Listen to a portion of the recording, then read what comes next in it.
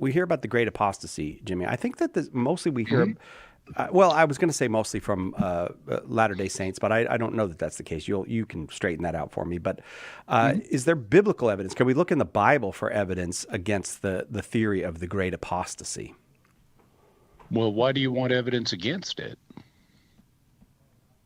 Against the great apostasy? Because Yeah. I don't think there was a great apostasy. Well, that presupposes we're talking about one in the past. Oh, okay. So Yeah, we that want is to how be I think of it. open. We want to be open to what the evidence has to say, and that includes when such an event might occur if there's a basis for it. Um, Now, one question you folded in there was, is this something that's somehow uniquely characteristic of the Church of Jesus Christ of Latter-day Saints or the Mormon Church? And the answer to that is no. It is talked about in Mormon circles, but it's not unique to Mormons. There have been multiple other groups that have talked about there being a great apostasy, and actually Mormons didn't originate the idea. It actually originated, at least in a way that affected entire movements in Protestant circles. And of course, Mormonism is an outgrowth of Protestant circles, with additional, reported revelation through Joseph Smith and so forth. But basically, as it's commonly articulated, the idea of the great apostasy is that something went really, really badly wrong in the early church, either in the first century or the first few centuries. And basically anybody who's part of a non-historic church, one that arose only recently, say since the time of the Reformation, is potentially open to this idea that something went really wrong in the early church that they could then refer to as a great apostasy. Now, the idea was more common in mainstream Protestant circles back during the 1500s and the 1600s, but it's retreated in mainstream Protestant circles, but it is still found in some places. Those include among Seventh-day Adventists, Mormons, Jehovah's Witnesses, and hyper-dispensationalists. So it's found among a range of different groups that are basically outgrowths in one way or another of Protestantism. But if we set aside the timing of the theory as it's commonly been expressed by these groups and just say, is there a basis for something that you could call a great apostasy in Scripture? Well, the answer is yes. There is a passage, and this is one that is commonly appealed to by these groups, that discusses something that you could call a great apostasy. And this passage is in 2 Thessalonians 2, where Paul is writing, and he says, now concerning the coming of our Lord Jesus Christ and our being gathered together to him. And that's a reference to something that Paul had taken up in his first letter to the Thessalonians. In 1 Thessalonians 4, he was dealing with some confusion that existed in the Thessalonian church, which he'd only been able to stay with for a few weeks before he had to skedaddle and get out of Dodge. So he didn't have time to give them a full course of Christian instruction, and that led to some confusion. Some of them were concerned that their departed loved ones who had died might miss out on the kingdom of God. And so in 1 Thessalonians 4, he wrote them and said, hey, hold your horses, settle down. Don't worry about that. Your departed loved ones, they're going to be okay. In fact, when Jesus comes, when he returns, when he appears, all of his followers, both the dead and and those who are still alive, will be caught up to be with him and will be with him forever. So don't worry about your departed loved ones. And this is the passage that then gets misinterpreted in dispensationalist circles as referring to a rapture before a millennium and so forth like that. So that's the rapture passage. But here in 2 Thessalonians, Paul's returning to the subject, and he says, now concerning the coming of our Lord Jesus Christ and our being gathered together to him. So that's the same event he was talking about in 1 Thessalonians 4. He's referring back to that same topic. So now, among other things, we're going to get some more data about the rapture.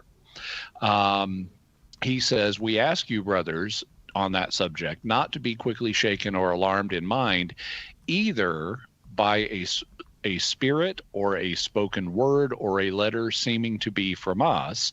So he's not sure where this confusion is coming from now. He thinks it might have been they might have had a revelation, or it might have been something that they were told, or it might have even been a letter like that was even possibly from him. They may have misunderstood what he wrote in 1 Thessalonians, but he's not sure where this confusion is coming from. But he says, don't be alarmed by any of these things, to the effect that the day of the Lord has come.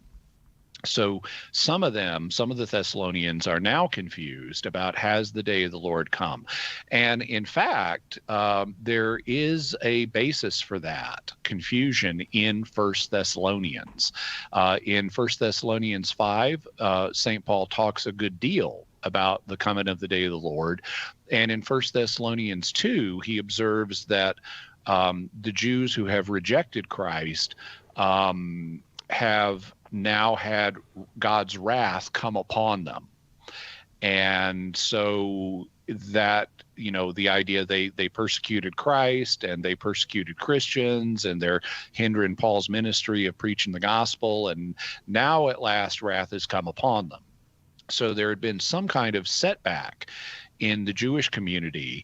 And you can see how if the Thessalonians had the idea that, oh, well, when the day of the Lord happens and Jesus comes back, his enemies are going to be called to account. They're going to be punished. And Paul says, okay, wrath has come upon the Jews. Well, okay, it must be the day of the Lord's happened. Oh. So that's possibly what was causing the confusion. It very possibly was a misunderstanding of what he'd written in 1 Thessalonians. But he's wanting to assure them here, you don't need to worry about that, because he says, let no one deceive you in any way, for that day, the day of the coming of our Lord and of our being gathered together with him, that day will not come unless the rebellion comes first. And the word that he uses in Greek that's translated rebellion in this translation is apostasia. And apostasia is the basis of the English word apostasy. So St. Paul indicates there is going to be an apostasy that happens before the day of the Lord. And the question would then be, what's the nature of that apostasy? And that gets us into a broader question. I don't want to spend too much time on it, or I could give you a half-hour lecture on all this. But there will be some kind of big apostasy connected with the coming of our Lord Jesus Christ. So, question for you, Cy Kellett. Yeah. Has our Lord Jesus Christ come back yet? No, not in the terms of the second coming. No. Yeah, exactly. So and that's what people normally mean when they say, has he come back yet? They're talking about the second coming, not something else. So, so that's evidence that the apostasy hasn't yet occurred. And Paul gives another sign. He says, not only that will that day not come unless the rebellion comes first, and this is the second thing, the man of lawlessness is revealed, the son of destruction, who opposes and exalts himself against every so-called God or object of worship, so that he takes his seat in the temple of God, proclaiming himself to be God. So those things are going to happen prior to the second coming.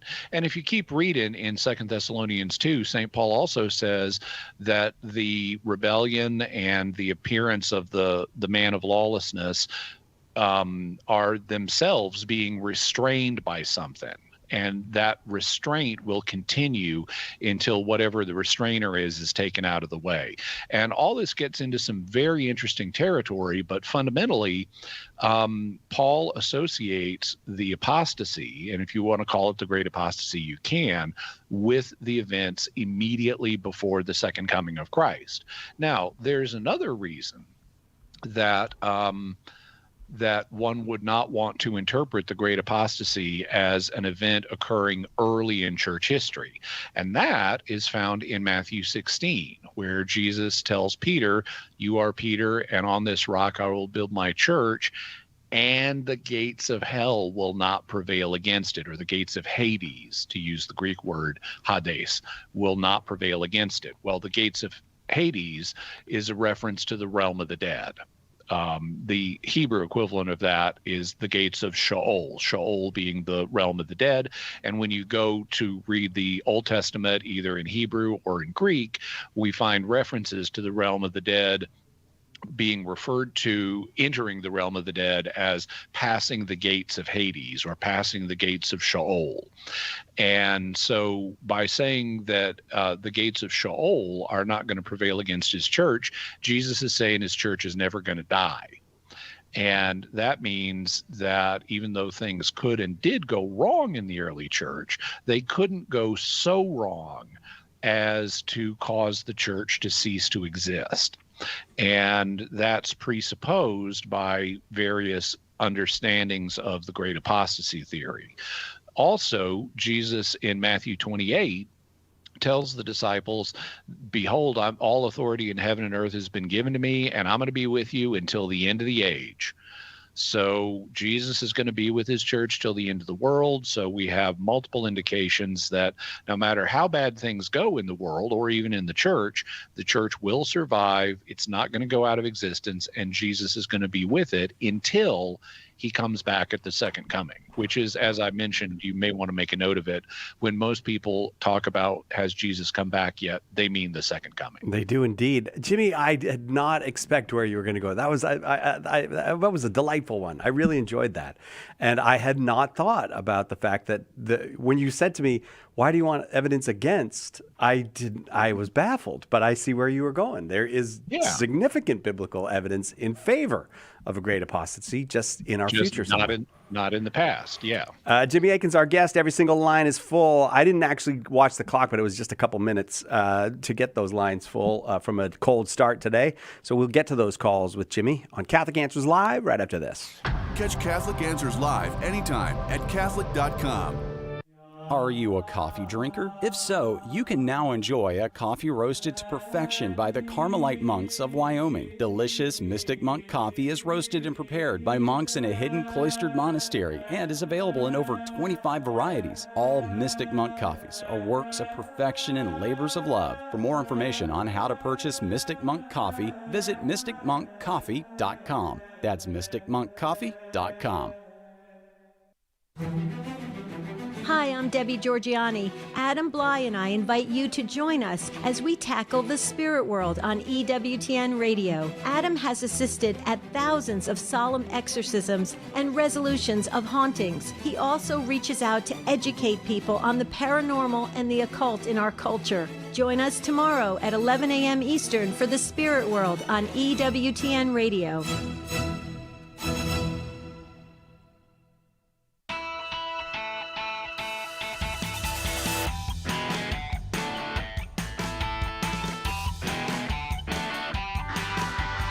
Welcome back, Catholic Answers Live. Jimmy Akin here with us for an Ask Me Anything, which is always a fun way to spend a Friday afternoon. We'll probably get some groovy music at some point. And you can get in on that fun if you want to call 888-318-7884. But you better let us answer some questions first because all the lines are full. We're going to start in Ohio today. Zach is in Ohio listening on 89.7 FM. We're awful glad you're here, Zach. Go ahead with your question for Jimmy. Hey, thank you for taking my call.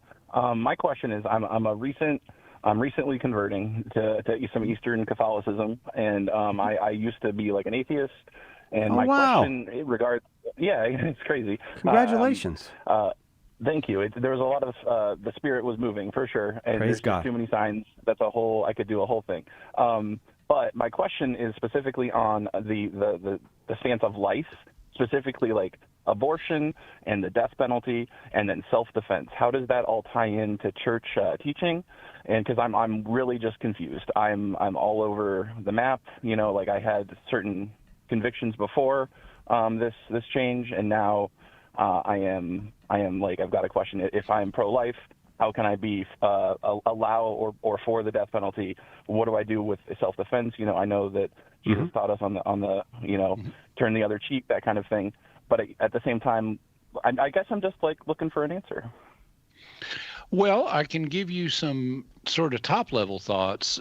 Given the constraints of the call-in radio format, I can't dig down, too much into each one of these issues. But basically, the Bible and the Catholic Church has a pro-life ethic, that life is to be preserved when at all possible. But there are some situations in which it may be necessary to take life. And the situations in which that may be necessary are when someone is an aggressor, when they are causing problems, either directly murdering other people or committing other very serious crimes against other people. If someone is an aggressor against the community, then their life can be taken. And so you can, at least in principle. So, and that's certainly been the historic understanding of the matter. But to name the issues you mentioned abortion. Well, unborn children are not aggressors. And so they're innocents, and you can never, under any circumstances, deliberately kill an innocent, non-aggressive person. So unborn children are innocent, non-aggressive persons, therefore they can never be deliberately killed. That's not to say that there aren't some difficult situations, but that gets us more into the weeds than I'm able to if I'm going to handle the other two issues. So bottom line, you can never kill an innocent non-aggressor, and the unborn are in that category. What about the death penalty? Well, historically, certainly there are people who have committed murder or other very grave crimes, like things like rape and stuff like that. And historically, the church has said, these people, in order to protect society, directly or indirectly, these people have forfeited their right to life because of the aggression that they're committing. And so historically, it's been recognized that the death penalty could be applied to such individuals. Now, there is a question in our day of is the death penalty the best means to still handle these cases? Because today we're not yet in a post-scarcity society like you see in Star Trek, but we are in at least an abundant society where we can afford to do things like have prisons where people are confined for life so that they can be away from the society that they otherwise would inflict grave damage on. And so many people, including recent popes, have been of the opinion that even though the death penalty has historically been justified, it really shouldn't be applied in our own day. And there's an active discussion about all that, which has not been fully clarified at this point. When it comes to self-defense, well, if you're at home and someone is breaking into your home to kill you or, your other family members, you know what they say, when seconds count, the police are only minutes away. And so if there's not, as is likely in these cases, there's not time to get law enforcement involved, you got to defend yourself. And since these people are aggressors, if someone's breaking into your home with murderous intent or, with reason to believe they may have murderous intent, they're an aggressor. And so while they're acting in that capacity as an aggressor, they are forfeiting their right to life, and it can be legitimate to use lethal force in order to defend yourself or your family. So that would be a basic application of the principle. The underlying principle is that you can never intentionally kill, directly and intentionally kill an innocent non-aggressor, but you can potentially use lethal force in defense of life against an aggressor. So that's a basic sketch of the situation. Does that help you out, or would you like to have a little more detail on some aspect of that? That does help me out. Do you have any reading recommendations to kind of go further into some of these issues? Well, they're dealt with in a basic way in the Catechism of the Catholic Church. We also have a lot of articles online at Catholic.com. So you could go to Catholic.com and type in abortion or death penalty or self-defense, and you could probably find some stuff that goes into more detail.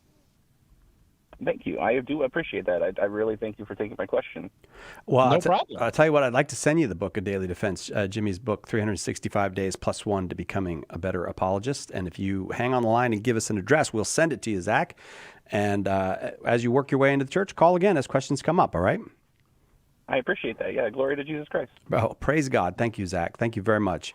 All right, off to, we got time. Off to Washington, California. Is that correct, Amber? Are you in Washington, California? No, Washington, D.C. Oh, okay. Just two wrong letters were in there. That's all. It said CA. So I probably should have figured that out, but I am not always quick on the uptake with these things. Welcome, Amber. We're glad you're here. Go ahead with your question. Thank you, Jimmy. I'm a big fan. So my question has to do with Dilexi Te. I think that's how you pronounce it. I was watching Joe Heschmeyer's video on our obligations to the poor and breaking down this. I think it's a papal encyclical. It could be titled something else. But my big question is, as lay people, can we fulfill this obligation to give to the poor by giving alms to the church and trusting that the church is helping to take care of the poor, or that the money in the poor box is actually going to the poor? Or do we need to more directly interact with the homeless and the poor in our communities? And then from a practical standpoint, as a young woman, do you have any advice on how to do that safely? Okay, so the document you're referring to is the recent apostolic exhortation that Pope Leo issued, just for people who may not be familiar with what you were referring to. And it does deal with care for the poor, among other subjects. In terms of your question about could we give to the church and trust that the church is going to give to the poor, I'd have 2 points I would raise. The first one is that there's another factor in this besides the church, and that is the state.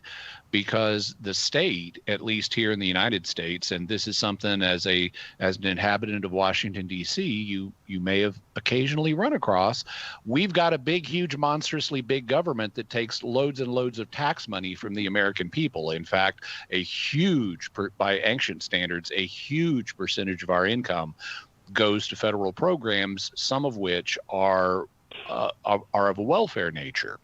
And so we're already, without even realizing it, many of us supporting the poor through these programs. And so there's a question of how much more would we be obligated to give beyond what the state is already compelling us to give. And we'll talk about that on the other side of the break. Please hang on just a quick minute. We'll get through this break and we'll get right back to get a little bit more from Jimmy on your question. It's Ask Me Anything, one line open, 888-318-7884. We hope that one of the things that we communicate here at Catholic Answers Live is that our Catholic faith allows us to be fully serious about all the problems we encounter in the church and in the world, but it also lets us have light hearts and maybe even mix in a bit of fun, and that is exactly what our good friend Joe Heschmeyer does in his popular podcast, Shameless Popery. You should check it out at shamelessjoe.com. Joe's got a deep grasp of the faith, morals, the teachings of the church, all that, but he's also got a witty conversational style. He entertains and he informs, but you will leave equipped to better answer the most common challenges, misconceptions, and questions about the Catholic faith.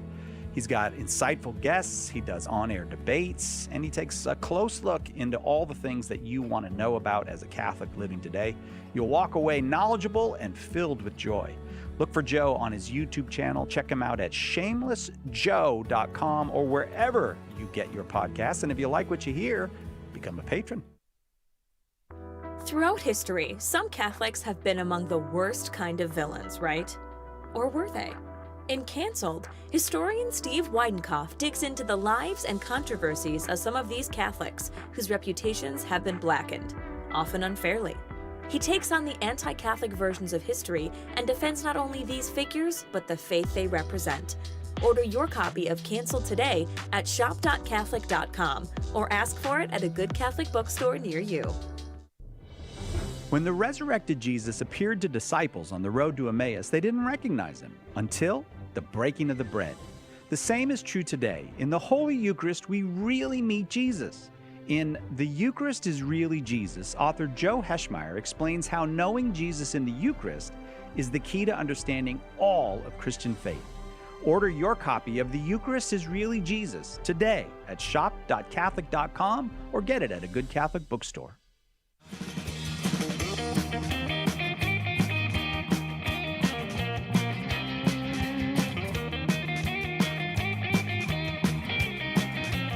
Welcome back. Catholic Answers Live. Jimmy Akin, our guest. It's Ask Me Anything. Amber is on the line from Washington, D.C., and the question has to do with, can you just, could you meet your obligation? Amber wasn't arguing that we have to take care of the poor, but could you meet your obligation to take care of the poor just by giving money to the church and trusting the church to do it? And Jimmy, you were in the midst of an answer. Yeah, I was pointing out that actually via our taxes, which the government forces us to contribute, at least those of us who pay taxes, we're already doing a lot of support of the poor. And the question is then, do we have an obligation above and beyond that? And I think the answer to that question is going to depend on who you're talking to, who you're talking about. There may be some people whose income is such and their tax burden is heavy enough that that they're really not in a good position to provide anything more than maybe minimal support to the poor. On the other hand, I think that it's a good thing to have some voluntary contribution in addition to the compulsory contributions that our government makes us do, simply because the act of the will in doing this good work voluntarily is itself meritorious. And so I think it's a good idea, even if someone is only able, because of their financial situation, to give a token amount to help the poor. I think it's a good idea to do that. And I think that pleases God, and that will receive an eternal reward from God. But to get to Amber's direct question, could you just give to the church and trust that the church is going to give to the poor? I think that I think you need to do something more than just that, because as someone who's worked in the nonprofit field for decades now, I know something about the way nonprofits work. And if you don't designate the fund, if you don't designate the purpose for which you're given the money, you have no control over the way it's going to be used within the organization you donate to. So, for example, if you donate to a local parish, let's say you give them $100. That $100 may go towards paying staff salaries and paying, the mortgage on the property and paying the utility bills and so forth, which are all good things that need to be done. But it's not necessarily going to go, or not very much of it is necessarily going to go to the poor. Because churches do have they're called benevolence ministries, but typically the benevolence budget portion of a church budget is fairly small. So if you want to give to the poor via the church, what you need to do is one of two things. You'd either need to give to a sub fund within a local church, like let's say your local parish has a food kitchen that serves the poor, or a food pantry that serves the poor. Well, if you make donations not to the parish in general, but to the food pantry, then that is going to go to help the poor. Or the other thing you can do is designate the purpose for which you're given the money. This is called designated giving. And you could say, here's $100, and I want you to designate this for the relief of the poor, in which case it could go to the church's benevolence fund, and then they could hand it out to poor people who are in need. But you need to designate the purpose. And once you do designate it, under United States law, the nonprofit you're giving it to is required to use it for that purpose. They can't divert it to pay the secretary's salary, or keep the lights on at the church, or pay the mortgage on the church, or things like that. They have to use it for the purpose for which you've designated it. So if you do that, then you could have assurance that the money you're giving to the poor is going to be used specifically for the poor, rather than some other worthwhile purpose. Another option, now you asked how could you go about giving to the poor safely, being a young woman. Well, one possibility would be to give to an organization that specifically serves the poor, whether it's designated giving through a church, or whether it's designated giving through another local organization, let's say. Or you could, if you want to do this work yourself in person, you could do it as a group, and so you wouldn't be going alone to do this work. But if you don't want to do it in person, or it would be inconvenient to do it as a group, well, that's why there are lots of organizations that exist that serve the poor, and you can use those organizations to make your contribution to the poor, but do it in an indirect way so that you don't have to be there personally and potentially get into situations that you'd be uncomfortable with. What do you think, Amber? Thank you. That is a lot of advice, and I really appreciate it.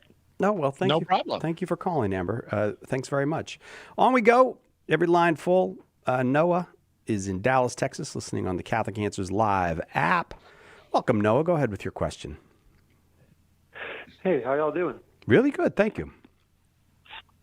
So just a little backstory. This morning, I was with some friends at Starbucks, and I was just drinking my cute little pumpkin spice latte and doing some homework, and an Orthodox priest actually walked in and began doing some church work. And me being the Catholic in the group was going all crazy. I was like, oh my gosh, there's a priest right over there. And so I got up and I went to talk to him, and he was an Oriental Orthodox priest. And so that kind of got me wondering, what apostolic churches besides the Catholic Church have valid Eucharist? All of the ones that have valid holy orders, and that includes not only the Catholic Church and the Eastern Orthodox Church and the Oriental Orthodox Church, which is not the same thing as the Eastern Orthodox Church, despite the name, since, I mean, you'd think they'd be the same since Oriental means Eastern, so you'd think they'd be the same, but they're not. There are also some smaller communions that have either retained or been able to reacquire valid holy orders. That would include, for example, the Polish National Catholic Church. But basically, if they have valid holy orders, they've got a valid Eucharist, as well as the other valid sacraments. Okay. Great, thank you. And just one more. Would that include the Old Catholic Church?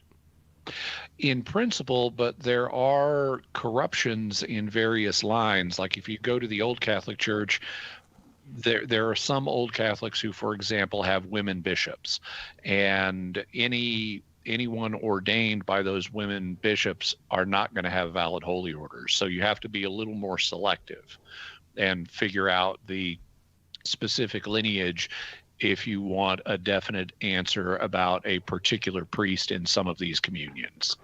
Noah, thank you very much for the call. Appreciate it. I don't appreciate you getting me started thinking about pumpkin spice latte, but I'll do the best I can to get through the rest of the program. Jimmy, I realize now I'm coming near to the break, and I have not asked you what dropped on Jimmy Akin's Mysterious World this morning.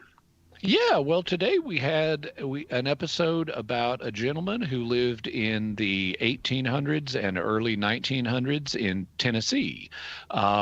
His name was John Hendricks, and he had a very interesting life, but among the things that happened to him was he started hearing heavenly voices. And at one point, he was told to go sleep with his head on the ground for 40 days, and he did. And while he was doing that, one woman came out to like check on him, and he had his hair was frozen to the ground. Whoa! And she brought him a blanket and some chicken soup, which was very kind of her. But when he got done with this sleeping on the ground for 40 days, he started to have prophecies. And he prophesied about things that were going to be happening right there in his part of Tennessee. And his prophecies started coming true. Whoa. Including his most famous prophecy, which was about a particular site in Tennessee where he said a massive community was going to be built that would help win the greatest war ever. And that prophecy came true. So if you want to know what John Hendricks's prophecies were and what the big facility was that helped win this great war, check out the current episode of Jimmy Akin's Mysterious World. Check it out. You can find Jimmy Akin's Mysterious World wherever you get your podcasts. It's one of the most popular documentary podcasts out there. You can find it at Jimmy's YouTube page, and you can find it at mysterious.fm. That brings us to the break. So 3 on the line. Hang on. Don't go anywhere. I'm going to get to you. And if you haven't dialed and you'd like to ask Jimmy a question, 888-318-7884. This is Archbishop Paul Coakley of the Archdiocese of Oklahoma City, and you're listening to Catholic Answers Live. Who was the first Catholic in your family? Were they evangelized by a friend, a coworker, a stranger? Did you ever think that you could be that person that God uses to save a soul, and that soul could save their family, their grandchildren, and generations to come? At St. Paul Street Evangelization, a Catholic nonprofit, we train, equip, and mobilize Catholic disciples to do the urgent work of evangelization. Catholic Answers is supported in part by St. Paul Street Evangelization, streetevangelization.com. This is Father Gerald Murray. Catholic truth conveyed through the radio reaches so many, both Catholic and non-Catholic, and they receive encouragement, strength, guidance, and enlightenment. The Holy Spirit is working through these radio waves that go out to all the countries of the world. Catholic radio, of course, is an effort to make Christ known. The world needs EWTN Catholic Radio, now more than ever.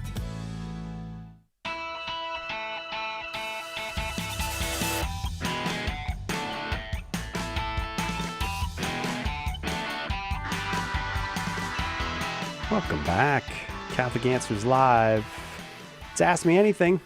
And Jimmy Akin is our guest. If you've got a question, 888-318-7884.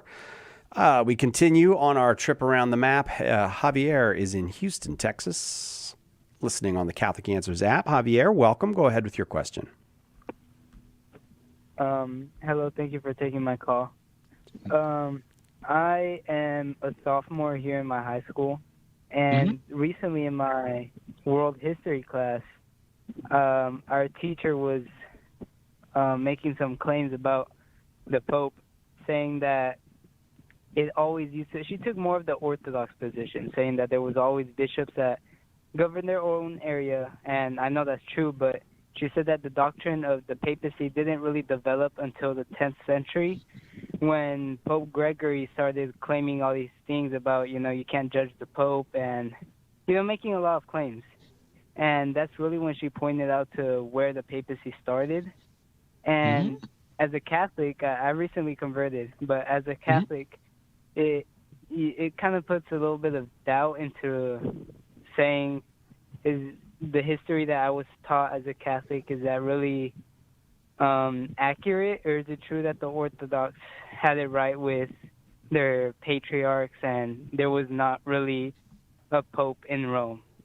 If you could please answer that. What class was this teacher teaching? That's what I'm thinking. I'm trying to. It was a world history class. World history? Okay. Well, you'd think she'd know better. And you or your parents could always have a conversation about maybe you don't want to, if you're teaching this class, maybe you don't want to be advocating your own personal theories, because this is not simply, this is a matter that goes, is this a Christian school, by the way, or is it a secular school? Excuse me? Is this a Christian school or is it a secular school?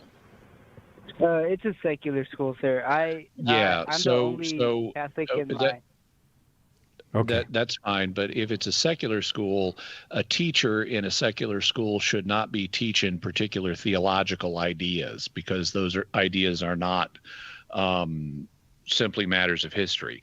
What she's saying, now, there are elements of truth here, but there's also elements of falsehood. It's true that there are, patriarchs in major sees, and there have been for a long time, including the Bishop of Rome. And there's been a Bishop of Rome. Now, when one bishop dies, there can be a little bit of time before a new bishop is elected, but there is a line of bishops of Rome going all the way back to the 1st century. And the question is whether those bishops of Rome should be understood as popes or not. Now, the term pope is not the issue, because that's just a term. The question theologically is the pope the successor of St. Peter? And the idea that this belief that the pope is the successor of St. Peter came in the 10th century is total, cuckoo for Cocoa Pants nuttiness. And if that's what your world history teacher said, then you can let her know from me, Jimmy Akin, that what she has just said is total cuckoo for Cocoa Pants nuttiness, because that does not in any way correspond to the historical reality.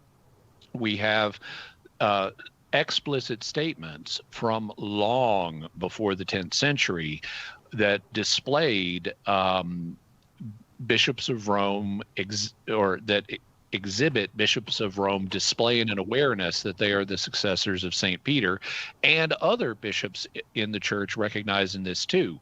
For example, at the Council of Chalcedon in AD 451, the legates that the Pope had, the representatives that the Pope had sent to the council, read a letter from Pope Leo I, and the council fathers exclaimed, "This is the faith, this is the true faith. Peter has spoken through Leo."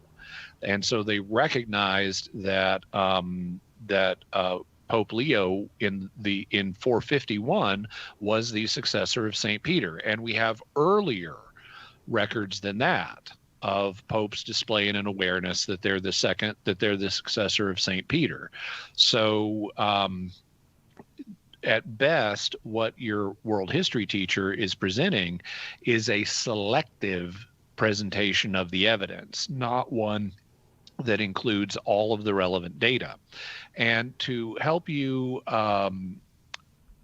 both, in your own reading on this matter, and also if you want to you or your parents talk to your teacher about it, Cy, why don't we send Javier a copy of The Fathers Know Best? Because there are several chapters in The Fathers Know Best that contain quotations from the early church fathers about the Pope and the role of the Pope in the church in the early centuries. Javier, what you have to do is hang on the line, and when Edgar picks up, just give him an address to send the book, and we will send you The Fathers Know Best. Thank you so much for calling and giving us an opportunity to answer that question. 888-318-7884 is our number here. Jimmy Akin is our guest. Up next is Mary in Toledo, Ohio, listening on Sacred Heart Radio. Glad to have you here, Mary. Go ahead with your question. Hi. Well, we both know that Mary and Jesus' body were taken to heaven. 2,000 years ago, people thought it was on the other side of the clouds. We've seen the Webb telescope, and we know what's way beyond the clouds. So where do you think their actual bodies are? In heaven, which is to say they are not stored in our physical universe. They are stored in another realm that is outside of our physical universe. And that realm may or may not have what we would think of as space. Space is a set of dimensions that allow the extension of bodies. Extension is the property of being spread out. So our bodies are spread out in space. Like, I'm about 6 feet tall, so my body fills space or is extended in space in that way, as well as a couple of other dimensions, since we live in a world with 3 physical dimensions.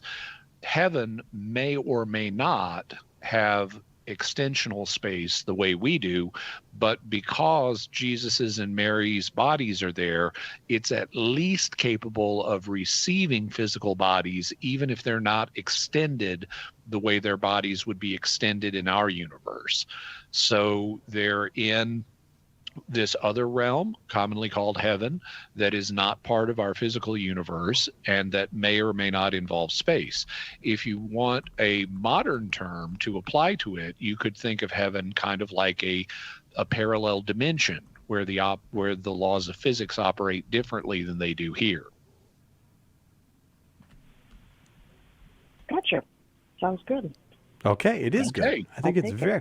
Thank you, Mary. Thank you very much for the call. I'm going to keep going, see if we can get as many on as we can this hour with Jimmy before we have to take the break. At the top of the hour, let's go to Alan in Columbus, Ohio, listening on St. Gabriel Radio. Welcome, Alan. You got a question for Jimmy? Good evening, gentlemen. Yes, I do. Today is the feast day of St. Ignatius of Antioch, and at Mass today, the priest read for the homily, read the last half, I think, of the letter to the Smyrnians. And in that letter, St. Ignatius is saying, don't do anything. Don't try to get me out of this. Don't, just leave it be, because I want to go to Jesus. I want to die for the faith. I want to be a martyr. Okay, great. Now, we are bound to take reasonable measures to protect human life.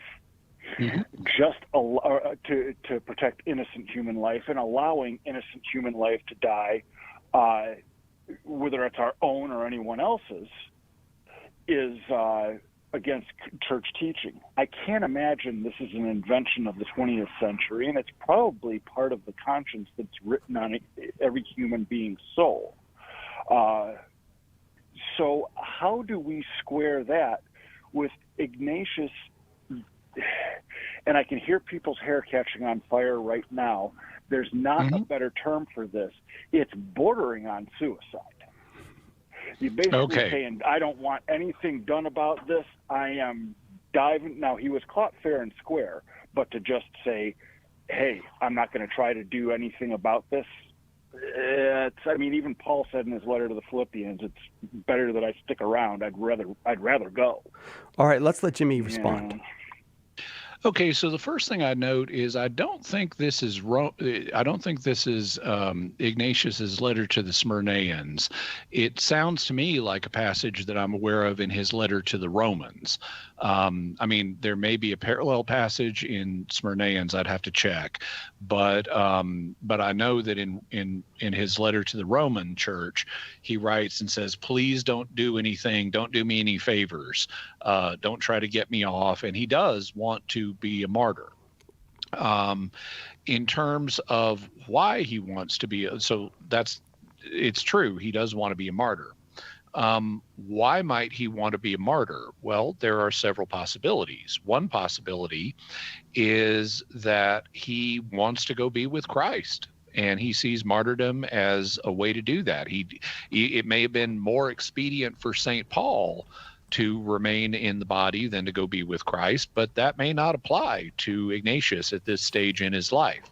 Secondly, he may view martyrdom because given your life as a testimony to your faith in Jesus Christ is a good act. It pleases God, and it also helps strengthen the faith of other Christians if they see fellow Christians who are, at least in the right circumstances, called upon to do this, go into their deaths willingly.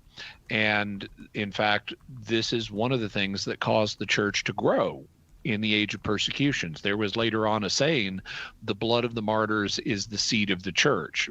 Every time the Roman authorities shed martyrs' blood, it was like little seeds that planted up and just caused more Christians to grow.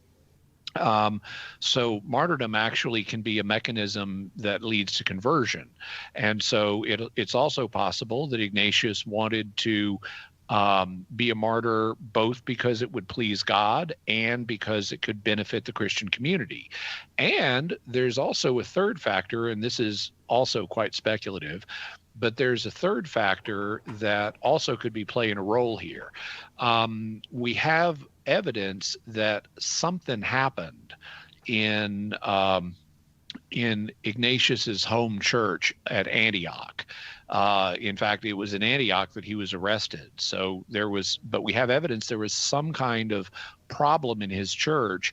And as the former bishop of his church, he may have felt responsible for the problem that occurred. He then rejoices in his letters when he has heard that now peace has been restored at the Church of Antioch. And so if he feels responsible for the problem that occurred in his church that he was bishop of, he may want to be a martyr to atone for his own mistakes. So there are a number of possible motivations that could lead Ignatius to desire martyrdom.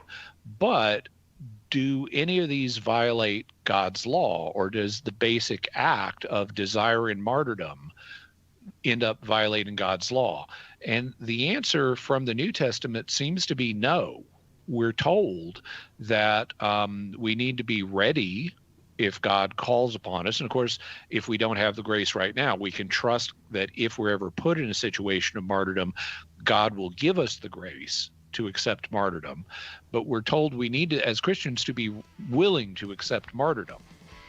And we're told that's presented to us in the New Testament as a good thing. Martyrs are special people that have really pleased God and are rewarded by God. It's not the same thing as killing yourself, though. If Ignatius wanted to do that, he could have pulled out a dagger and killed himself. That's not what he wants. He's not trying to commit suicide. He's hoping to be martyred by others for the cause of Christ. And so his motivation is fundamentally different. It is not suicide. I could say more, but you can hear the music, so that's all the time I got. Thanks, Alan. Right back with more Jimmy Akin. You're welcome to call. If you're on the line, hang on. We'll just be a couple minutes. If you're not on the line, two lines open, 888-318-7884.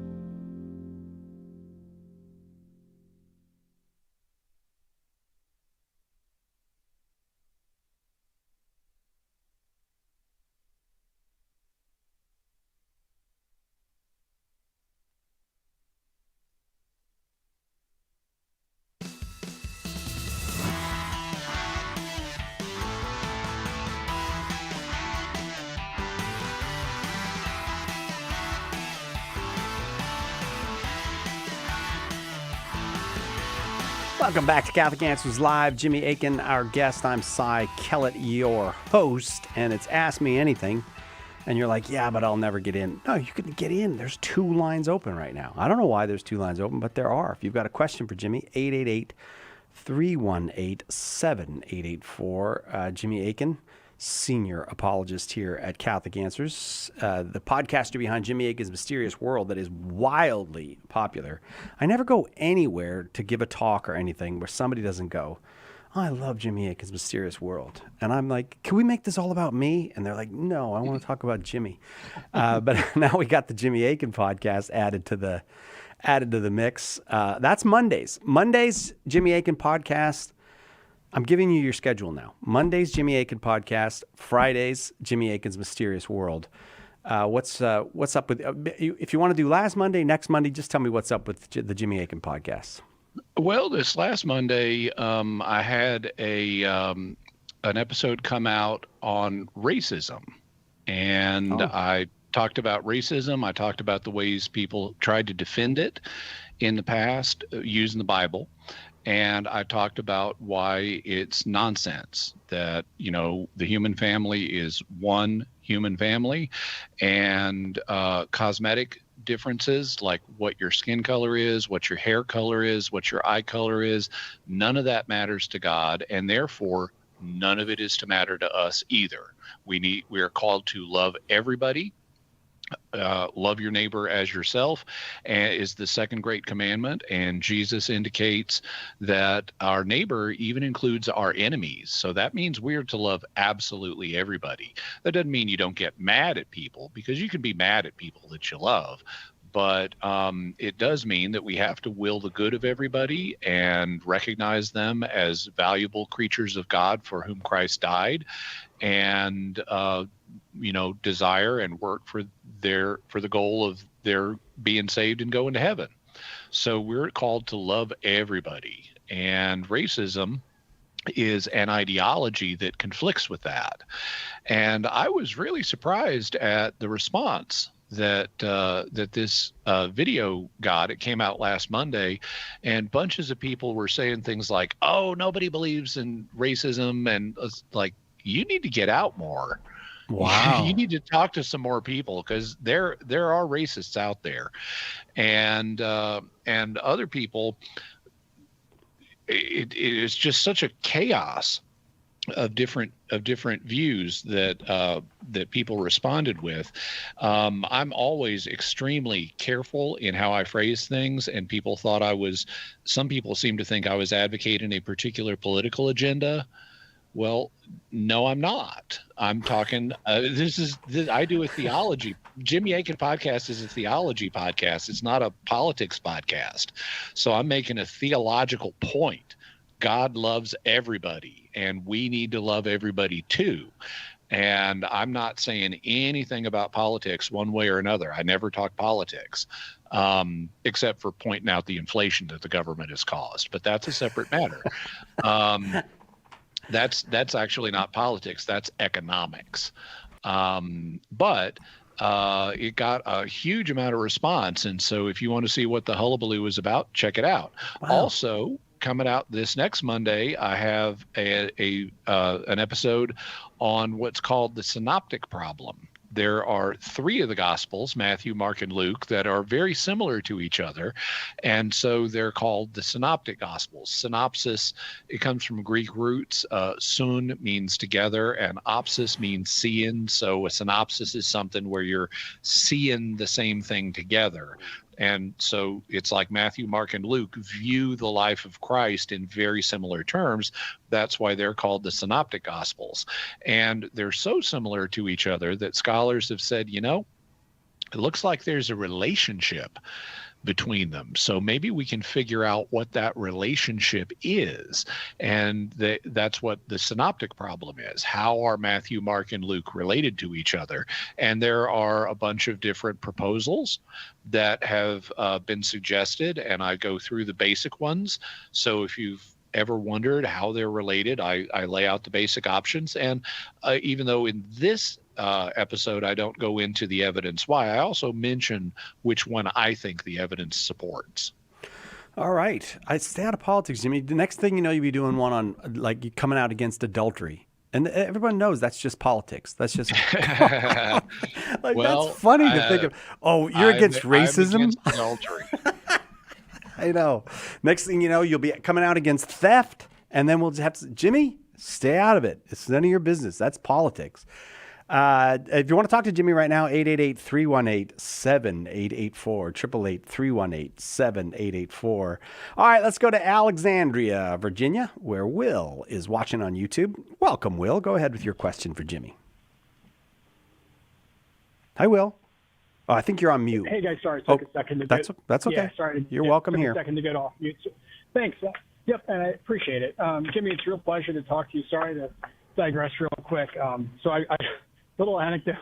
I got the Ignatius Catholic Study Bible. I was really fired up, and I said, you know what? I've wondered about the Nephilim for so long. I'll bet you Scott Hahn and Curtis Mitch won't let me down. I get to Genesis, and there's no footnote on it. There's no explanation. And so I say to myself, you know what? I'll bet you Jimmy has me covered. And sure enough, I think like a week or two ago, you had a Mysterious World episode on it. So I thought that was really fun. I wanted to share that. Sorry.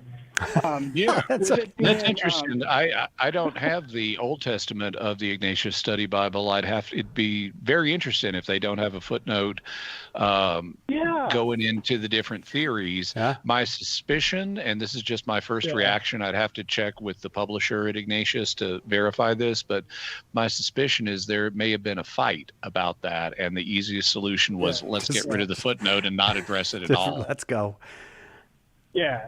And I apologize. I might be overstating a little bit. They might have just said, they're mythological giants. But, there's a lot of other footnotes in there. They go into great detail and explanation. It's really wonderful. But I was disappointed, but you didn't let me down, though. So thank you. Thank you very much. So since it's St. Ignatius' feast day, and I think other folks have called in as well, the question I had was, were there other apostles that are associated with founding, major Christian centers in the early church? Like St. James the Great was Bishop of Jerusalem, and I think St. Ignatius can be traced lineage-wise back to St. John, I think. But I know there are stories of other apostles traveling and founding churches and evangelizing. But I was wondering if there's any other kind of cornerstone churches that are tied to other denominations that are affiliated with the Catholic Church, like in the East, let's say. Yeah, Will, Will, I need to pause you for a second because you're cutting in and out a little bit, and I haven't been able to hear everything you've said. Could you frame the question concisely so that I can make sure I understand it? Sure. Sorry. Are there churches in the Catholic East, let's say, that are associated with an apostle? Yes. Your turn. Go ahead. Back to you. Will? Oh, okay. Which ones are they? There we go. Which ones there are?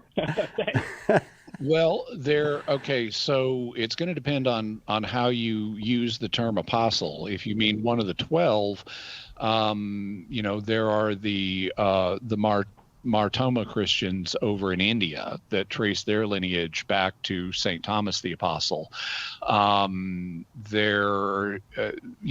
Obviously all of the places that St. Paul founded are associated with him, and some of them are in the East, places. He's also associated with Antioch, although that's also associated with Barnabas and with Peter. James is associated with Jerusalem, but he didn't found the church in Jerusalem. Alexandria, Egypt, is associated with Mark, who wasn't one of the 12, but was a companion of the apostles and thus lived in the apostolic generation. If you want to know, now you'll encounter claims about the apostles and their fates and where they went that in many cases are kind of shaky. If anyone confidently tells you here is exactly where all the 12 apostles went, they're exaggerating. We don't have evidence that would allow us to establish exactly where they went and exactly, not where all of them went, and exactly which churches they founded. There are some churches that have traditional attributions to certain apostles, and I've mentioned some of those. But if you want a scholarly look at the actual evidence we have regarding what the apostles did, I recommend a book by the Protestant author Sean McDowell, who did a really good and scholarly investigation of this question. The book is called The Fate of the Apostles, and he goes through the major members, not just of the 12, but the broader apostolic community. And in some cases, we have really good evidence for where these apostles ended up. This is like Peter, Paul, James. Thomas is kind of on a second level, and some of them we have very little reliable data on. The data we have comes, it's not that we don't have data, it's just that it comes from multiple centuries later, and we have conflicting sources in some cases. So the ones we can be really confident of are like Peter, Paul, and James. And then it starts to drop off, and drops off more precipitously the further down the list you go. Okay, Will? That's great. Thanks so much. I really appreciate it. Yeah, no, it's great. Thanks, guys. Have a great evening. You too. Will, thank you very much for the call and for getting us started this hour. Jimmy Akin is our guest. I got to take a quick break. We'll be right back with more questions for Jimmy. It's Ask Me Anything on Catholic Answers Live. Miss a show? Make sure to catch up by downloading the podcast, available online at Catholic.com. Underwriting for Catholic Answers Live is provided by Real Estate for Life. Real Estate for Life connects homebuyers and sellers to real estate agents while supporting pro-life organizations. On the web at realestateforlife.org. Underwriting for Catholic Answers Live is provided by Magnificat. Published monthly, Magnificat features texts of daily Mass, prayers, articles, meditations, art commentaries, and more, in step with the liturgical rhythm of the Church, on the web at magnificat.com.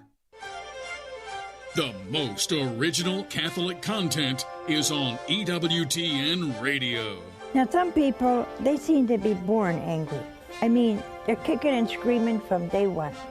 And if you say something to them, they say, well, that's the way I was made. Applesauce.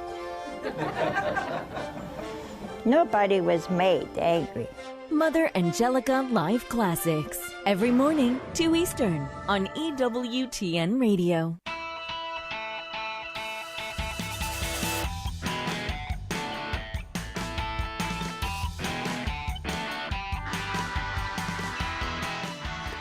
Welcome back. Catholic Answers Live. Jimmy Akin, our guest, and it's Ask Me Anything. Off we go to Las Vegas, Nevada. Jonathan in Las Vegas, you are next. Thanks for the call, Jonathan. Go ahead with the question. Jonathan? Yeah, I don't know if it's a question, but it's curiosity. It needs to be. Yeah, can you hear me? Yeah, we can hear you. Go ahead, Jonathan. You got a question? Okay. I'm just a question for Mr. Akins, or even the apologetics, but for the converts that come to the Catholic Church, there's got to be a driving force for them to convert on a personal level, whatever it may be.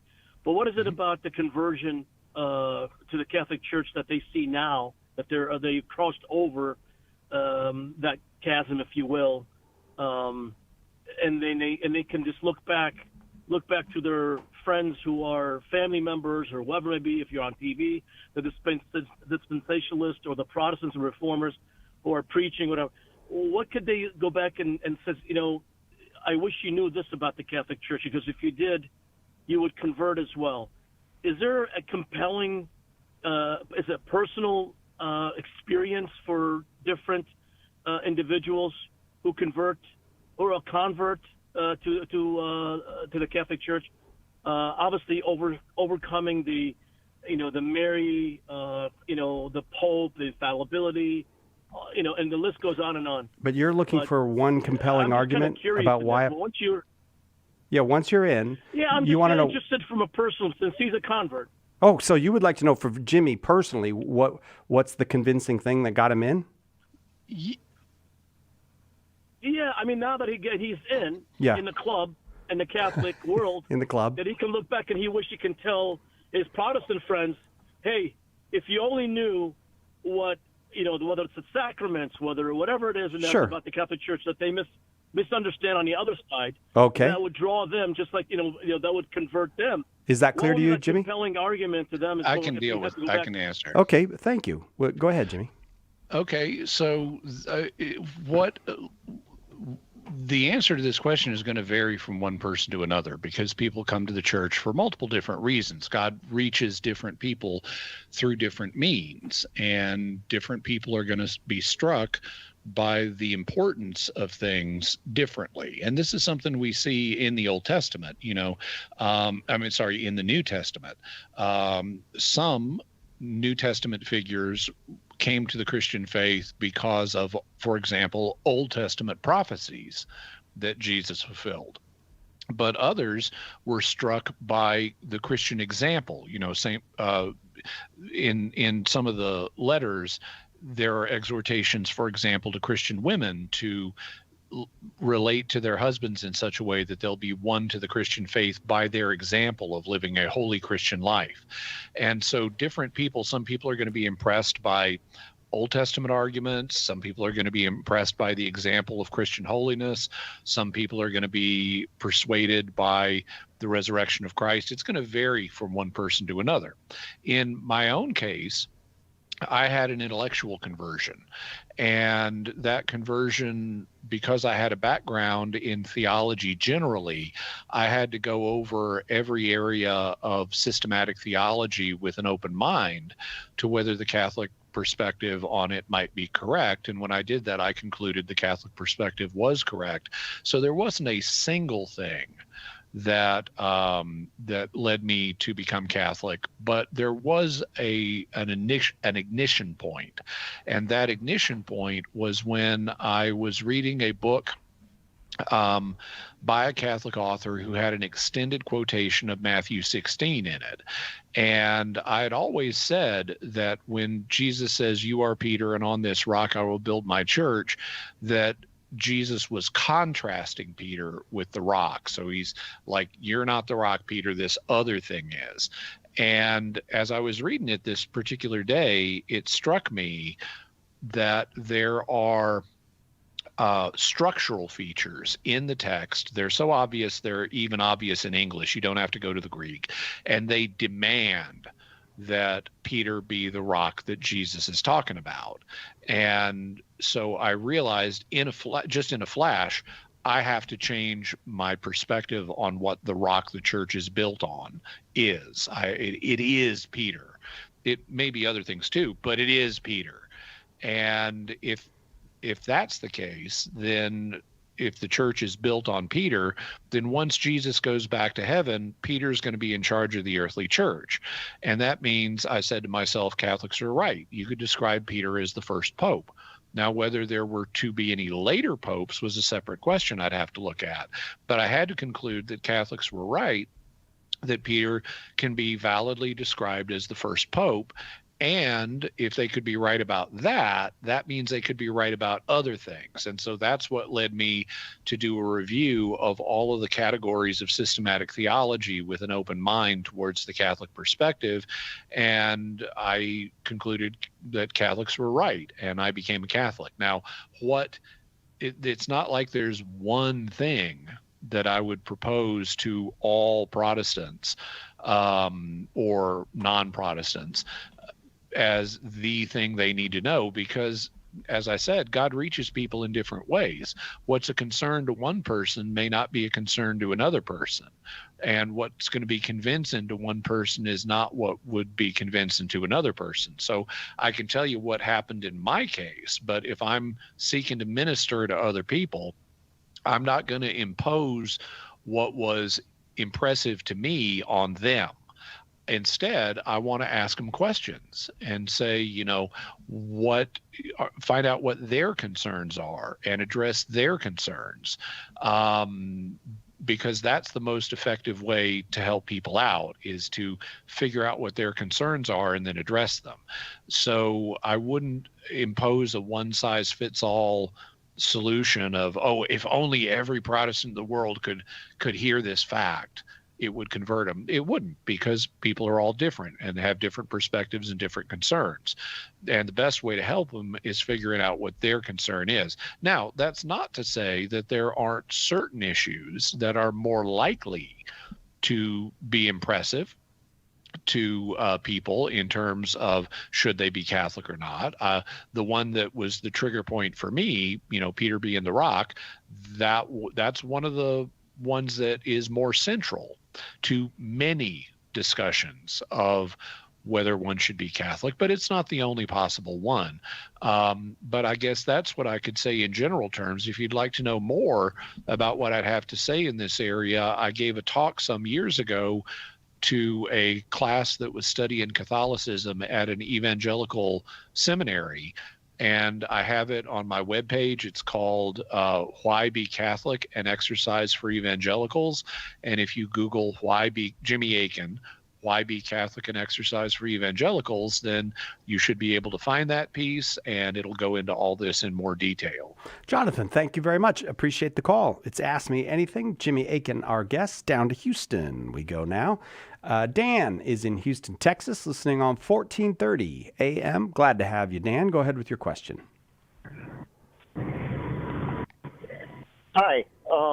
My question for Jimmy Akins is, seems to me, if I remember correctly, a few years ago we had the Pope declare a year of divine mercy, and it's all about Saint Sister Faustina and divine mercy. I'm wondering if the Pope could, got me to thinking, I'm wondering if the Pope could declare a year of divine judgment. And Sure. I'd like to know what you folks, Jimmy in particular, think about that. Would that be a net positive or a net negative for the church to have Sure. something like that? Jimmy? Well, it's certainly possible. My suspicion is that most recent popes would view that as being a net negative for the church if a pope were to do something, if a pope were to announce a year of divine judgment. It would cause a lot of confusion among many people who would think, oh, is this a sign we're right at the end of the world and the last judgment's about to happen? And it would lead to the church being mocked by various people who heard that interpretation of it, and they didn't think we're at the end of the world. And then when the world doesn't end at the year of divine judgment, it's like, see, I told you. This just shows how ridiculous the Pope is, and so forth. Also, the message of God's mercy is, even though both judgment and mercy are important, God's mercy is ultimately the one that we as Christians need to focus more on. We need to have an awareness of God's judgment, and we need to take it seriously, but we need to have an even greater appreciation for God's mercy and an even greater focus on it, because that's why Jesus came and died on a cross for us. It wasn't so God could judge us, it was so God could be merciful to us. And it's God's mercy that's at the core of the Christian message. God's judgment is a secondary matter as part of the message that the church has to proclaim to the world. It's an important thing that the church has to proclaim to the world, but it's not the primary thing. So I suspect most popes would view proclaiming a year of divine judgment as something that would cause more confusion. It also would cause a lot of people to become scrupulous and fearful. And I suspect most popes would think it would be a net negative, at least at this point in history. You know what? We lost Dan. I hope Dan was still listening, but Dan, I hope he's still saved. I want him to have God's mercy. You don't lose your salvation for hanging up, do you? No, well, you said he'd been lost. You said we lost him. You're right. I said we lost Dan, and I did not mean that in the metaphysical sense. I don't even know what metaphysical is. I didn't mean that in the sense of his salvation. I just meant he's not on the phone anymore, Jimmy. Okay. Glad you clarified. I would have had no clue otherwise. I'm sure you were very confused on that. Hey, get ready to snag some absolutely fire deals at shop.catholic.com. Like everything is on sale. Every Jimmy Akin book, every Cy Kellett book, that's me, every single drop from the Catholic Answers crew, one of the biggest Catholic book collections in the whole dang internet.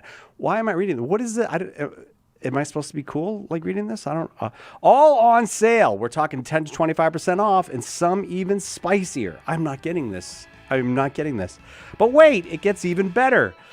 Deals on Bibles, School of Apologetics. Check it all out. It's a big giant sale. Shop.catholic.com. Hey, there's lines open right now. Perfect time to call if you've got a question for Jimmy Akin. 888-318-7884. You keep your salvation even if you accidentally hang up. Have you ever wondered about the mysterious, even obscure aspects of the Catholic faith? Dive into the Jimmy Akin podcast, where Jimmy brings together information from many fields as he pushes the boundaries of apologetics. Tune in today to the Jimmy Akin podcast, Mysteries of the Faith, a highly entertaining, informative, and at times humorous show that will help you grow in your faith. Visit JimmyAkinPodcast.com today to subscribe. Lots of people have big questions about Catholicism. It needs a big book of answers, and now it's got one. The Big Book of Catholic Answers is filled with helpful replies to more than 250 questions about the faith. Questions about God, salvation history, the Creed, the Bible, the list goes on and on. Order your copy of the Big Book of Catholic Answers today at shop.catholic.com or ask for it at a good Catholic bookstore near you. We hope that one of the things that we communicate here at Catholic Answers Live is that our Catholic faith allows us to be fully serious about all the problems we encounter in the church and in the world, but it also lets us have light hearts and maybe even mix in a bit of fun, and that is exactly what our good friend Joe Heschmeyer does in his popular podcast, Shameless Popery. You should check it out at shamelessjoe.com. Joe's got a deep grasp of the faith, morals, the teachings of the church, all that, but he's also got a witty conversational style. He entertains and he informs, but you will leave equipped to better answer the most common challenges, misconceptions, and questions about the Catholic faith. He's got insightful guests, he does on-air debates, and he takes a close look into all the things that you want to know about as a Catholic living today. You'll walk away knowledgeable and filled with joy. Look for Joe on his YouTube channel. Check him out at shamelessjoe.com or wherever you get your podcasts. And if you like what you hear, become a patron.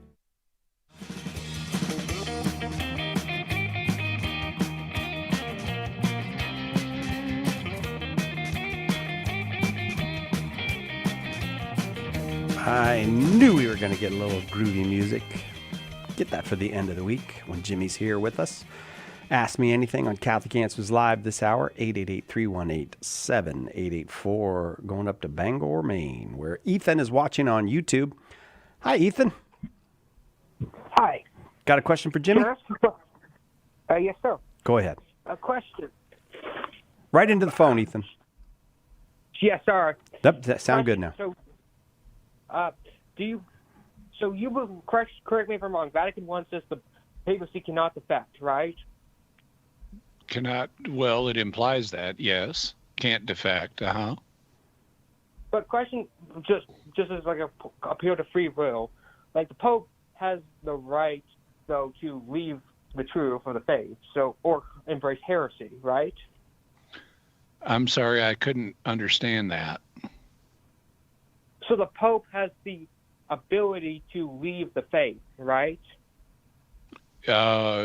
Sure, that's a legitimate theological opinion. So if the Pope can leave the faith or fall into heresy, how can the Bishop of Rome be guaranteed not to fall? Well, an individual pope is not guaranteed not to fall. I mean, you could have, and in fact, in the history of the early church, there is even some evidence that during the age of persecutions, one bishop of Rome did leave the Christian faith. But that's different than what happens with an individual who has the office of Pope is different than what the person is doing when they are acting as Pope. That in itself is different than the ongoing institution of the papacy. Christ promised that his church. Hang on. Christ promised that his church would not have the gates of hell prevail against it, or the gates of Hades. And so his church is never going to die. And he willed that that his church have the office of the papacy. And so from that, we can infer that there is a very high likelihood Christ is going to preserve the institution of the papacy in his church. But that's not the same as saying every single person who ever enters the office of the papacy is destined never to leave it. In fact, popes can and do leave it. Pope Benedict XVI left it. He was elected pope. He entered into the office of the papacy, and then he left the papacy. So you don't even have to worry about, someone leaving the Christian faith or something like that. They can just leave the papacy. So what this illustrates is that there is a difference between the office of the papacy itself, which endures through the church, and what an individual pope does when he is pope, such as teaching something infallibly, which is something an individual person who is the pope can do. And then a third issue is, will this person stay pope, or will he depart from the papacy in some means, either voluntarily or by renouncing the Christian faith, which is what apostasy is, or through some other means? Sorry, I was just asking that, is that, like, for example, like if a pope fell into like a heresy, like, wouldn't that be, I'm Eastern Orthodox, so maybe this is where the confusion is. What does that mean? By the definition, the office itself would be lost because the person in holding the office is now pressing decrees that are against the office? No, not from a Catholic perspective. There's been a discussion historically of what would happen if a pope fell into heresy. And the answer, there are a range of opinions, and I can't go through them all at the moment.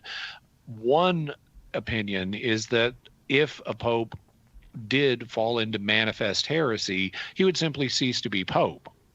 And then a new pope could be elected. Just like after Pope Benedict XVI renounced the papacy, a new pope was elected. So anytime the office becomes vacant, a new pope can be elected. And according to one historical opinion, if a pope falls into public heresy, he would thereby vacate the office and a new pope could be elected. So we have to, on a Catholic point of view, and now that's one opinion, there are other opinions, and not all of them involve the pope automatically losing office. But just to point to one opinion that does illustrate the principle that there is a difference between the office and what happens with the office, and an individual and what happens with that individual. Merely because a pope fell into heresy would not automatically mean that the papacy itself had fallen. It might, for example, just mean, well, this guy's no longer pope. But since the pope is like the ultimate authority on what is the teaching of the church, by what authority would any other agents other than the pope denounce the pope? The only group that could denounce the pope would be the pope, right? Because he's the ultimate teacher. If you go against the ultimate teacher, you would have to be debating the pope on its validity, right? Yes, you wouldn't have to be debating the pope about the validity of the papacy, but you would, if a pope taught heresy, then we're in uncharted waters, because this is something that's never happened, and by the grace of God it will never happen. But if it were to happen, there are a number of possible scenarios. One possibility is that the members of, for example, of the College of Cardinals might denounce the Pope for heresy and alert the Catholic community to the problem that the Pope was creating by teaching heresy. On the other hand, the Pope, let's say a Pope came to the conclusion that the Trinity is false, and that God is really a Unitarian view of God is correct rather than a Trinitarian. Well, at that point, he might say, I know I was elected as the Pope, but I think that the Trinity is false now, and I don't think Jesus is God, and so I'm just going to retire from the papacy. So that's another scenario that could happen. Now, what would happen in a concrete circumstance is something we don't know, because what would happen would depend on the choices the Pope made and the choices other people made. And it's all hypothetical, but and there might be difficulty discerning exactly what happened with the Pope. People could argue, well, was this heresy or not, and what were the exact consequences of him becoming a heretic. But and there's even an argument that he wouldn't lose the papacy. The way canon law is written, he would not lose the papacy. But none of this challenges the distinction in Catholic thought between the individual who occupies the office and the office itself. Ethan, I tell you what, I'm going to leave it there because we do have lots of folks on the line and only a short time left. But thank you for the call. I hope it was helpful, and you're certainly welcome to call back again another time as questions come up. I want to go to Polk City, Iowa, where Eric is listening on Iowa Catholic Radio. Glad to have you, Eric. Go ahead with your question. Hi, Eric. Hi, how you doing? Good, thanks. Go ahead with your question. My question is, are there any Catholic study Bibles you'd recommend? And if you have one or two or whatever, I just wanted to see if you had some recommendations. Well, I don't really use study Bibles myself. I go straight to commentaries. But one that I have a favorable impression of that I can recommend to others would be the Ignatius Catholic Study Bible. That doesn't mean I'd agree with everything in its notes, but on balance, it's a really good work. So I could recommend that one to you. Okay, Eric. How do you say that? How do you say that? How do you spell that notion? Ignatius, Ignatius.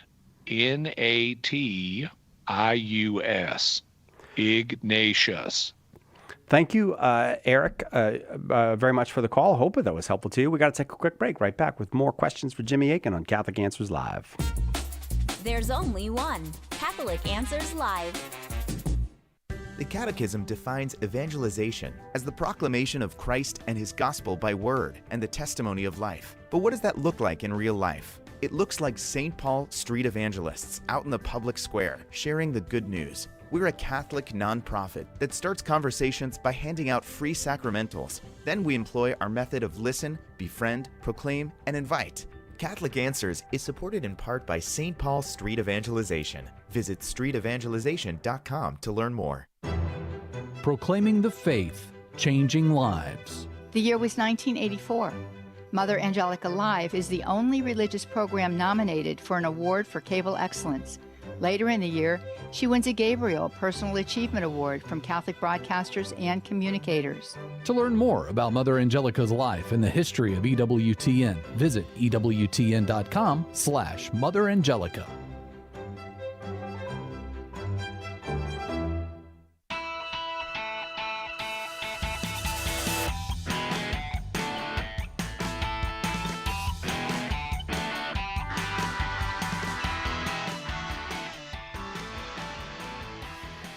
Welcome back. Catholic Answers Live. What does it win? Quick. We're almost at the end. We got a bunch more folks on the line, though, so off we go to try to get everyone on that wants to talk with Jimmy Akin. We're going to Houston, Texas for the second time this hour. Paul in Houston, Texas, listening on 1430 AM. Welcome, Paul. Go ahead with your question. Yes. How does Jimmy Swaggart Ministries or the Pentecostal Church compare to Catholicism? Well, so Jimmy Swaggart Ministries is one particular ministry that's part of the broader Pentecostal movement. And I don't know exactly how to compare an individual ministry to the Catholic Church. In fact, it's somewhat difficult to compare something as broad as the Pentecostal movement to the Catholic Church. But there are any number of similarities and differences. I don't know which ones you're interested in. The Pentecostal movement itself is I guess I need to ask a clarifying question, which is what are you counting as Pentecostal? Because, for example, some people would count oneness Pentecostals as Pentecostal, and they don't even believe in the Trinity. Others would restrict the term Pentecostal to Trinitarian Pentecostals, like, for example, the Assemblies of God. Others might expand the term to include charismatics, who are members of other Protestant, who are members that exercise charismatic gifts, which is one of the hallmarks of the Pentecostal movement, but that are found in other denominations like Baptists, Lutherans, Methodists, and so forth. So when you refer to the Pentecostal Church, what are you referring to, Paul? How broadly or narrowly are you using that term? Well, as pertains to Jimmy Swaggart, they believe in the Trinity. Mm-hmm, yep. And I was watching one of their programs, and they are anti-Catholic. Yep. They call it a false faith, and saying that the foundation that it's built on is wrong, and praying to Mary, considering that almost idolatry, and the communion of saints as praying to dead people. So Paul, it sounds like you have a good understanding of many aspects of Jimmy Swaggart Ministries. How can I be of assistance to you? Well, if it's,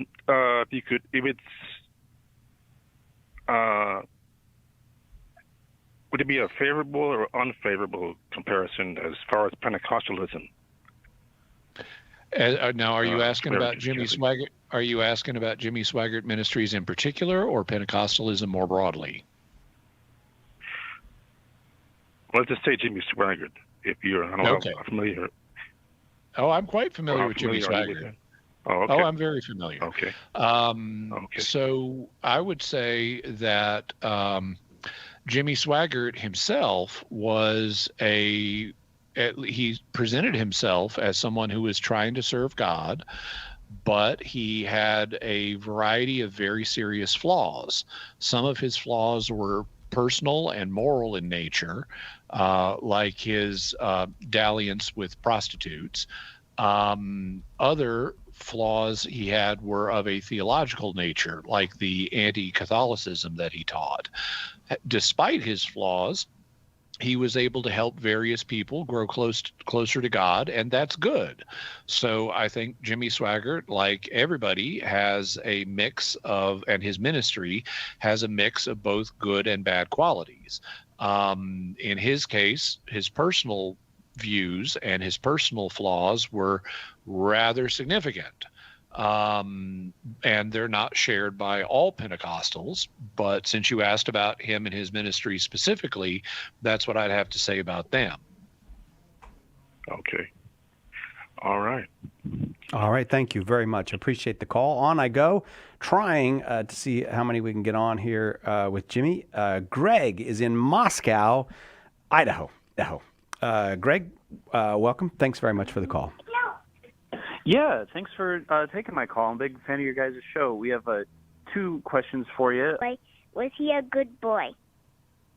Okay, that one I'm going to let Cy Kellett answer for us. Cy Kellett, when Jesus was a little boy, was he a good boy? He was the best. He was a very good boy. Okay, so that takes care of Greg's 7-year-old's question. In terms of can God hear our mental prayers, yes, God is omniscient. He therefore knows everything, or everything that's possible to know. Like he doesn't know the shape of a 4-sided triangle, because that's a nonsense string of words. There's no such thing as a 4-sided triangle because it involves a logical impossibility. But knowing the thoughts of another person does not involve a logical impossibility. So God knows that. He knows everything. Therefore, he knows our thoughts. So he is aware of our mental prayers. And this is something that is indicated that God knows our thoughts. It's indicated in both the Old Testament and the New Testament. And in fact, Jesus in his ministry displays a knowledge of what other people are thinking in their hearts as they're observing his ministry. So this was Jesus was telepathic, and God definitely knows what's going on inside our minds. In fact, it's proverbial that, man looks at the outside appearance, but God knows the heart. Okay. Okay, great. Thanks. Well, can you tell us your 7-year-old's first name? We'll just say hello to him. Oh, well, here, say your name. Lynn. Lynn, well, you did a good job. Thank you very much. You sound like a very good boy as well. Probably not as good as Jesus, but still a good boy. That's right. That's right. But similar. Thanks, Greg, very much for the call. Off to Phoenix we go, Phoenix, Arizona, where Luke is watching on YouTube. Luke, go ahead with your question for Jimmy Akin. Hi, Luke. Oh, hey, guys. So my question is, how do we reconcile the corruption in the medieval ages with the infallibility of the church? And I know that the church needs to make infallible statements and the Pope needs to speak ex cathedra and all that, but there are documented instances of church abuse, then and now. So I was just wondering, since the institution is made up of men making spiritual decisions, how can we make sense of that? Okay. Well, let's take a look at the very first Pope of all, St. Peter. Luke, you're going to help me answer this question. Did St. Peter ever commit grave sins? Did he, for example, Yeah, he did. He, for example, denied Jesus. So St. Peter committed grave sins. Okay, now, did St. Peter write 2 books of the New Testament? Yes, he did. Yes, he did. 1st and 2nd Peter. Are 1st and 2nd Peter divinely inspired by God? Yes, they are. Okay, and are books that are divinely inspired by God protected from containing error? Yes, they are. So if St. Peter committed grave sins, but nevertheless wrote 1st and 2nd Peter, which are divinely inspired and therefore protected from teaching error, then St. Peter was able to commit infallible acts, namely writing 1st and 2nd, even after he had committed grave sins. Would you agree with that? That the personal moral conduct of a pope has nothing to do with whether that person exercises a teaching ministry. Sure. Question. Okay. In regards to that, where now obviously it's not one person making church decisions now or then, but it's usually the magisterium. So it's scripture, sacred tradition, and the magisterium. How exactly does the magisterium work? And I don't know if this would be too long. I know you guys are trying to wrap up the show. We got time for you. How exactly does the magisterium work? So the magisterium is the bishops of the world teaching in union with the Pope. And it operates in a variety of different ways, which are fundamentally the Holy Spirit guides the magisterium in its teaching ministry. And that guidance ordinarily does not result in infallibility. It still results in substantial accuracy. Even when the church is not teaching infallibly, what it says is still substantially accurate. But then in limited circumstances, the magisterium either through the Pope or through an ecumenical council, or when the bishops are scattered throughout the world, can engage the church's infallibility and produce an infallible teaching. I actually have an entire book on the magisterium and how it works. It's called Teaching with Authority. And since it's kind of a big subject that, and I'm not sure that I've plumbed the depths of your question, there are probably multiple different aspects to your question. I suggest, Psychelet, why don't we send Luke a copy of Teaching with Authority? Luke, will you give us an address and we can send that to you? Absolutely. Well, Luke, thank you very much. Hang on, Edgar will Thank Edgar will get your address, and we will get that out to you. Very odd situation, Jimmy.